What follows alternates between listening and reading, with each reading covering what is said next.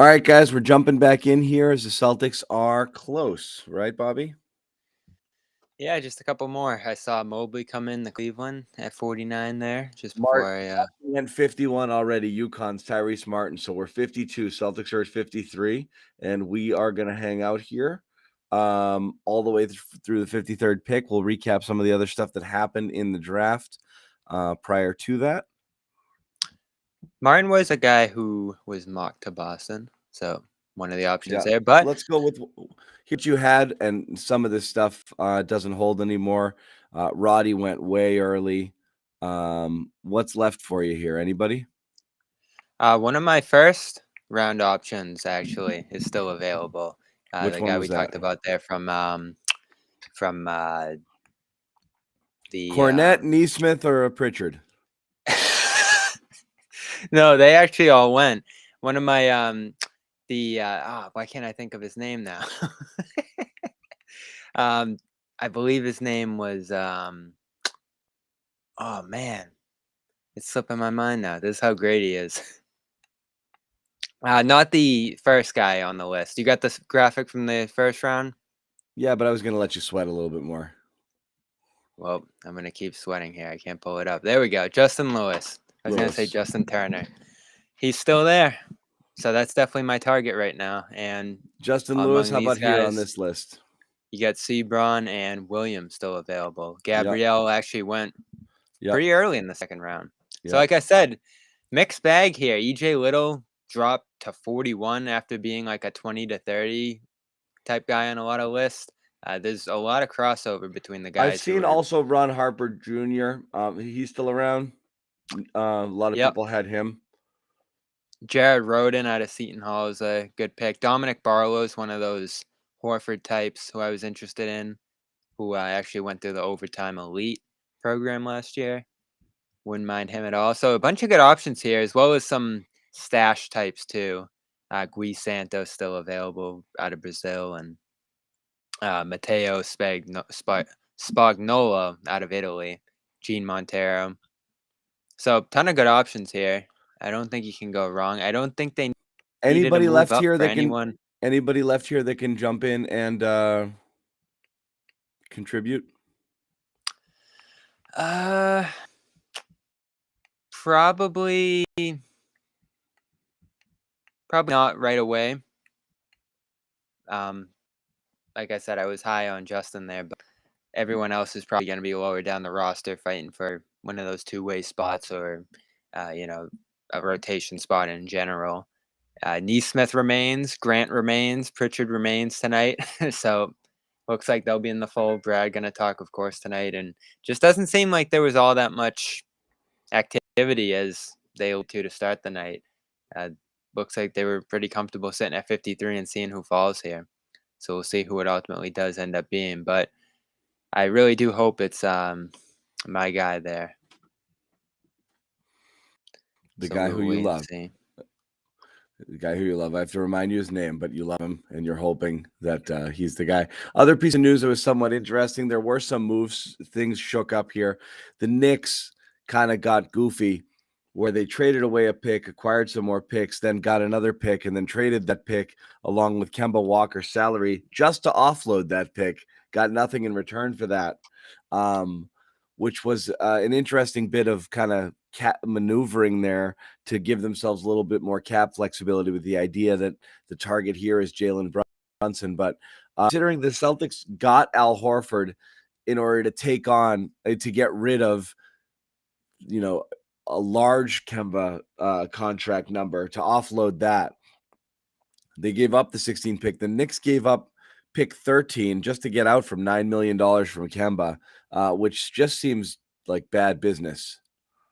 Yeah, I think there's more to the story, of course. And the Celtics are on the clock right now, by the way, at 53. New Orleans just picked, so we'll let you know. Caesar on the clock. And Lewis is available, right? I don't think he's off the board yet, so I really hope they go with him there. That'd be a great pick. First round value, I think, there in a guy like that.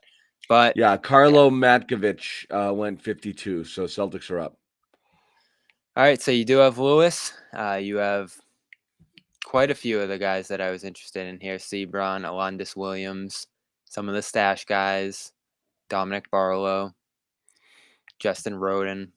So any one of them I'd be happy with. Maybe someone off the Bobby Big Board here as well. We'll kind of see who some of the highest remaining people are, but definitely a mixed bag in terms of where guys ended up going. I'm seeing Kamagate, who just won a couple picks ago out of France, I believe it was Yeah. ranked 29th on one of these lists. He ends up going in the 40s. So we will see. Ryan Rollins, though, that one annoyed me. Probably my favorite among the second round pick options there. Golden State jumps in on him for just cash, it looked like. Yep. He was a guy who I thought could jump in right away and contribute, given his shooting skills. Almost reminded me of an Alec Burks, guy that can shoot a Yep. little bit from all And that's over, give someone you people some. have talked about in the TPE conversation, Alec Burks, especially with the Knicks looking to kind of move stuff around and shed some salary. I've Wouldn't be a heard that bad name. option at all. Yeah, I've heard he's that got name some thrown around a bit. Yeah. he's got some passing skills and obviously more of a guy who looks for his own shot off the bench, but nothing wrong with J.D. that. Davison. All right, that guy, he had some first round hope. Alabama, J.D. Davison. Yeah, more of a defensive type here, I believe. Definitely was higher on some boards than he ends up going here at 53. So I think people will be happy with him. Obviously, I think one of the comparisons you'll see there is a guy who played for Alabama a year ago, and Herbert Jones. Not quite that level of a He's a defender, Derek obviously. White type. Yeah, he brings some strong defensive skills to the table. Now, offensively, we'll see how he rounds out here.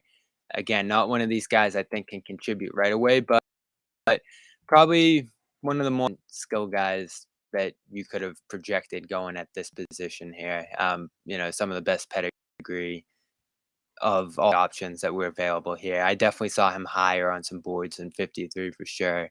Probably in the 30s Yeah, I mean, range. not a big scorer here. I mean, this is a person who's one and done as a freshman, with 8.5 points, 4 rebounds, 4 assists, and as you said, defense is kind of the calling card, but not necessarily. What's someone like this entering the draft in the first place for as after their freshman year? Just to get in the program, I think. Usually guys like this, you say they're not all that interested in college to begin with, and his numbers weren't amazing. 8 points a game, 5 rebounds a game. 4 assists is a little encouraging. Turnovers a little high, but definitely a guy who played with the ball in his hands quite a bit at that 4 spot. assists makes you borderline elite for the Celtics. Mm-hmm. So, what's the size here? 6'3", 190. 6'3", yeah. Not terrible for that position. Of course, if you're a good defender, you get some decent size at that position. 3-pointer comes in at 30, not great, but 46% from the field overall. Probably finishing good there, but you're definitely going to want to be able to shoot if you're going to get minutes on the floor with the Celtics there. But they got through without the best shooting on the floor period this year. I think this is a guy that could probably factor into the rotation a little bit at that guard spot. Someone to come in and push Pritchard a little bit potentially with some playmaking if he's capable of doing it. This is a solid pick. Yeah. I mean, again, this is you get what you get here. We're Yeah. talking about 53 here. There weren't a lot of sexy names left on the board. I know there's other guys you liked a little bit more, but I that's definitely would have really, liked Lewis more. really what it the real story is. Celtics weren't one of the aggressive teams. Maybe there was some opportunity there. Maybe there was just nobody they wanted. And again, it is what it is here. But all of This is all of funny. this, yeah. This is funny from Vicini. You just alluded to it. More than any other player, I thought Davidson made a substantial mistake leaving college for the NBA draft. Yeah. He has real upside to play at one point, but his skill set and tools are just so raw. That's what I mean. Doesn't feel like he has a great understanding of what he's doing out there. That's what you love to read. No, I mean, this is a project, sort of player here. And again, it being a second rounder, you're not as worried about it. I'm looking Off at to Maine. yeah. I'm reading some of the stuff in the Athletic Guide. Consensus 5-star recruit, was expected to be one and done. Didn't have a great year though. 2-time Mr. Basketball winner in Alabama, McDonald's All-American. So, very high pedigree. coming into college, but didn't have a great first season. And so, that was maybe in his mind, he was always one and done, as you said, kind of like a, get downhill sort of guy. But again, not really outstanding numbers here. Has some defensive acumen as well. The turnovers are high. Yeah. 3 per game. The weaknesses, and again, I'm Doing a going lot the of athletic playmaking in his draft own guide right. here. Doesn't functionally get the most out of his athleticism, lacking in terms of skill level and his feel for the game, and his elite guard right now as a teenager. Really struggled to hit his shots as a pull-up shooter, just 25% of his pull-ups, most of which were from 3. So there's, I think he's coming in here playing like, a Mr. Basketball, but it just wasn't necessarily falling for him. Doesn't have a really fluid ball pickup, needs time to get the ball off. Questionable decision maker, not able to have a plan of attack when he tries to drive or play off of ball screens. A bit more of a mess on defense than you'd like to see too, although this is more just teenager stuff, not quite as balanced at the point of attack as you'd hope to see. Gets beat because of it, goes for steals. So raw, sounds like a player who has been used to being a superstar their entire lives and had to kind of get used to a little bit of the college grind, maybe a little bit anxious to get himself into the pros, and did. Didn't, ended up exactly where he was late in the second round. So This again, certainly isn't a guy you would not seek not out. really a glowing review. Yeah. Yeah, I mean, I guess the thinking here is, Guys, I'm sorry. It's not me being negative. I'm reading a draft profile here. It's not, everyone's like, geez, John. No, it's a pretty negative year he's coming off of. Now, we've seen guys have bad years in college and figure it out, and maybe he'll take things a little more seriously at this level coming in with the Celtics here. But it's definitely not a guy you would project to impact the game right away, certainly, with that assessment. He's not a guy I would seek out, but I guess the thinking here is that he has the most skill day one to They come grabbed the in and defensive player. They grabbed yeah. the player they thought they could possibly plug in there we talked about fitting the style. They brought in a guy who they think can be an NBA level defender here. Or a guy that could 6'3" develop. 6'3" guy with a 6'7" wingspan, has elite quickness and athleticism. One of the on this particular draft profile, makes some wow plays as a defensive player. Some of his blocks as a 6'3" guard are explosive. So what they're looking at here, and they're looking at a guy who has some more offensive potential than they showed. Catch and shoot threes at a 37% clip, can get downhill and be aggressive. That's a So good again, number. yeah. So again, sloppy, lacked some discipline, but has the athleticism and the physical profile to be a really good defender at the guard position. So again, as we said, 6'3" with a 6'7" wingspan, and good quickness here. So that's we talked about the style of play. That kind of fits their style of play. Yeah, this feels like a guy Danny probably would have taken at this spot. We got used to these guys in the draft regularly, guys who have all the athleticism, all the tools, but haven't put it all together on the court yet. So see if he develops it. If not, you don't lose much by taking him here. They'll certainly be able to bring in some other guys undrafted. Not a big leap in of seeing guys who are going to make it to the free agency pool from here. One hallmark here, vertical. One of the highest coming in here. I'm seeing 44. This guy definitely seems to have athletic tools. 44-inch vertical, which is insane. Yeah, and he's played with the ball in his hands. And this is what Jeff Goodman actually just sent out. Arguably the best athlete in the draft. So yeah, we'll see if here's they a can quote. Here's a mold quote that from into basketball skills. Here's a quote from from his college coach. He could go at 50% and dominate the majority of his high school games. This was the first time in his life he actually had to really practice hard and bring it every day. It's an adjustment he struggled with for much of the season. Not enough to discourage him from staying in the draft after just an okay freshman year. Yeah, you would definitely think he's off to Maine in a two-way role, maybe. maybe gets a roster spot at the bottom of the roster, but definitely not a guy who's going to impact the Celtics this year, you would think. Yeah. So I'm interested to see who else they can get in the free agency pool here. Definitely some names we like Ron Harper, and they've brought in some local guys for workouts and such. Justin Lewis, I'm still waiting to see his name go. Gene Montero, I like him, but they got their point guard here. It looks like that they're going to try to develop. So probably not that route that they're going to take here. But overall, can't complain about much. I mean, I saw some people frustrated with others that they passed on. The Rollins thing annoys me a little bit just because I think he could have stepped in, potentially impacted the team now. But if you're going to grab a guy you think has some upside here, not a lot of guys do, especially past Again, guys as we talked they're about. So grabbing upside here. They're grabbing a guy who was a legitimately out of his mind dominant high school player with elite athleticism and the ability to be an NBA caliber defender. So, Brad's going to jump up and talk. So I know, Bobby, you want to jump in on that. We're going to keep this short. Bobby will have some more stuff after he hears from Brad Stevens, but we wanted to jump in here and talk with you guys. I know there's a few people hanging out in the show, so we don't mean to cut it too short on you, but Bobby's got to jump in there and hear what Brad has to say. So, Bobby, I'll let you go.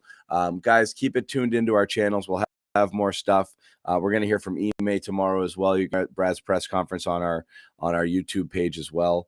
But again, freak athlete. I like the freak athletes, Bobby, because I always think that's the thing you can't, I don't want to compare to certain players that you have, but certain people's physical profiles is ultimately going to limit what they can and can't do. You'd rather have a guy that, has that already in the bag and needs to learn a little bit. So yeah, you're right. Not somebody that they're going to plug and play here, but no, it's the opposite of a lot of what I read for this pick. Most of the guys had one bankable skill, and athleticism was the question that was going to hold them back. Could it translate to the next level, I whether like it this was a one. short wingspan or Point guard poor Rob. speed or, just different. Even Kennedy Chandler, who I really like, 6 feet at this position. So, all the skill in the world there coming out of Tennessee, but does a short frame and, 5'11" height without shoes potentially just bust you in the NBA to begin with? You could certainly bust the other way here by not having those skills, but he'll be able to compete at this level. Now, Sebron out of NC State there also I thought had great athleticism and an ability to get to the rim at will, but he really struggled to finish when he got there. So everybody else falls at this position. For a guy to bring this pedigree to 53rd, I think it's hard to be upset about this pick. Again, I saw much higher projections for him coming into today from a number of I different mean, like I people. said, I was following, I had this athletic draft guide I was looking at. They had him rated at 50, their 54th prospect. He went at 53. So Yeah. again, nothing stunning here. And again, I'm keeping an eye on the Celtics Zoom, Bobby. We're still good here. Yeah, I got it up now too. I think they'll wait till the draft's over. Yeah. All right. Yeah. We I'm might as well taking a see look. who else comes in here. Yeah, we'll keep an eye on it. But overall, first round, biggest takeaway from the first round, if you had to just hit one thing that really blew you away. I know we were on the air for the Detroit thing. It's hard to avoid that Detroit got one. 2 And ready-made players. Detroit, Detroit improved. And then Oklahoma City with 3 lottery picks there, obviously, gets a really interesting roster out of, just kind of going out of nowhere with their young players that they already have. 2 guys named Jalen With Williams. SGA and Giddy, now all of a sudden OKC's got an interesting roster quick. Yeah, I had a double take. I was like, did they pick 2 guys named Jalen Williams? Because I knew there were 2 Jalen Williams coming in. When I saw Yeah. the second one go to them, I was like, did they really just do this? And they did. But all 4 of them seem to have good pedigree there, and I love Chet. Again, I think Chet's going to be the best player in this draft long I think he term. has the potential to, because I'm not super wildly impressed by like the ceiling of the other guys. But again, it's really hard to tell. I think you're going to get good, not great players there. Chet has the potential to be different. But again, I don't know. It's interesting here. And again, we're just keeping an eye here as Brad's about to jump out and speak. The other takeaways were there was some movement there. And again, whatever the Knicks were doing, I think was just a real head scratcher as people were, trying to figure out exactly what happened, how they even got the pick. No one even knew they had the pick that they traded. So everything got a little bit goofy there for sure. Yeah, you knew when they picked the guy from New Zealand that the boos were gonna start raining down, and it It is wasn't even the guy they interesting. picked. Someone here makes a good point. Real salary nightmare having this many lottery picks at once, because you're going to have to max them all at the same time, or cut bait. So it's not a great position to be in. We talked about Oklahoma City a while back, Bobby, and like, what are they going to do with these picks? Like, you can't draft them all because you can't play a team that's all rookies. And then what are you going to do? You got to pay, you got to stagger those things. You can't like pay everybody at once. So yeah, Especially having if you're three. Oklahoma. I mean, their salary just went up big time off SGA alone. Then you throw in the Kemba thing this year, and they weren't even in a position, how they've been doing these pick dumps the last couple of years. I saw some people say, "Oh, why can't they take Russ?" They don't have the money to do it already.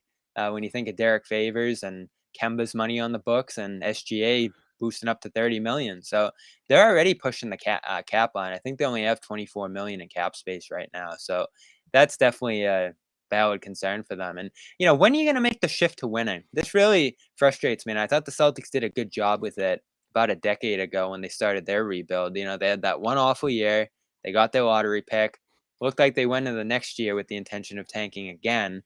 But they started to win, and guys grew internally. And you got a point guard in Isaiah Thomas who got things rolling in the right direction. And it was like, oh, do you really want to win now? But they didn't interfere with it, and it kept snowballing into more success and more momentum into the future. When you continue to derail winning like Oklahoma City has, when it starts to naturally emerge there, I mean, wouldn't you rather have Horford than everything they ended up with in that trade if you're them? I mean, he would have been a valuable asset for them to grow these young guys and start to win a little bit here. Definitely have enough picks to be able to grab quality guys. Maybe not number 2 if you don't tank here. They'll be happy to walk away with Chet out of this. But at some point, you do have to start winning. And at what point does Lou Dort say, all right, I'm going to be out of here in a year or two, or SGA eventually at the end of his deal? Like, they just seem to kick the can down the road constantly. And with what they've got right now, I think you can at least start to be competitive this year if you're them, or at least intend to. So I don't know. I've never been crazy about that stuff, like tanking year in and year out, the process in Philly. I mean, how can you root for that? You can as a fan, because the Celtics have been there before.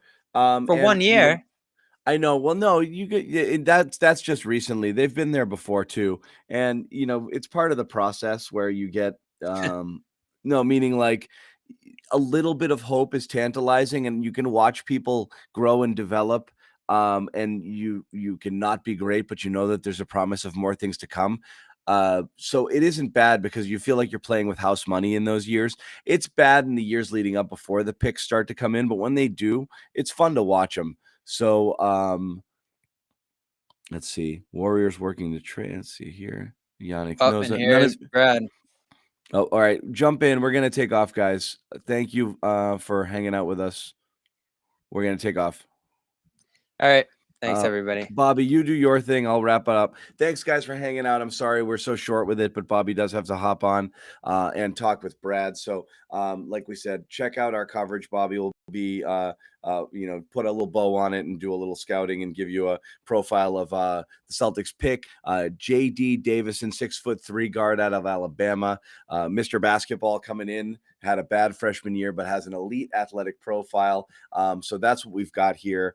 Nothing happened on the trade front. No Pritchard, no Neesmith, no Grant. So those guys are hanging around. And obviously no big moves to speak of. So Celtics offseason continues with everybody in the fold. And again, it's looking more and more likely if they do make additions, it's going to be kind of stuff around the fringes. So thanks, guys, for hanging out. We will check you. We'll probably get back with you guys sometime next week as free agency is set.